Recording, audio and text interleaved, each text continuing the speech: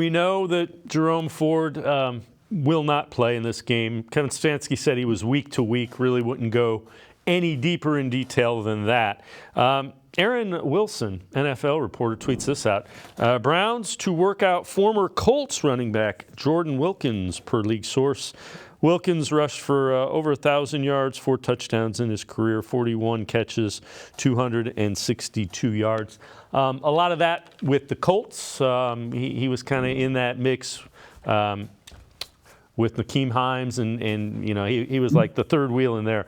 Who do you think some running back replacements are? Should the Browns decide, and I'm not saying they're going to go down that road, should they need to go down that road, who are some of the names that you think would make sense?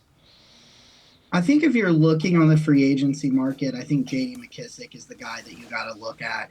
He's an excellent fit into the style of offense that the Browns run, and very similar skill set to like a Jerome Ford. So if you're looking for a straight up replacement, I think J.D. McKissic makes a lot of sense. I don't see a big name. They're not getting Dalvin Cook. I don't think they go after Zeke Elliott. I think his best days are far behind him. But I personally think Dalvin Cook's either going, I think, to Miami or New York. So I think you could potentially get a running back from one of those teams. Maybe Michael Carter would be pushed down to the third running back role in New York if Dalvin Cook went there. You could probably get a conditional 6th or 7th round pick to get him. Same with down in Miami. You've got Jeff Wilson as well as Myles Gaskin behind both Devon Achane and Raheem Mostert. I blanked on that name for a second.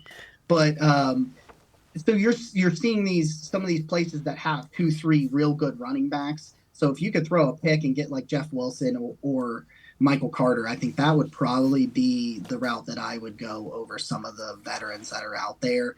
But if he's only going to miss a week or two, and that's kind of what I think they're saying, then I think Demetric Felton, John Kelly, Elijah Moore, I think you could get by with those guys behind Nick Chubb for a couple of games. Yeah, and Hassan Hall, you got the undrafted rookie free agent as well. So, yeah, it makes sense. And if they bring somebody in, McKissic makes sense, or it's going to be a young guy. They're not going to bring anybody in as a stopgap, because you're going to rely on Nick Chubb for a lot of that.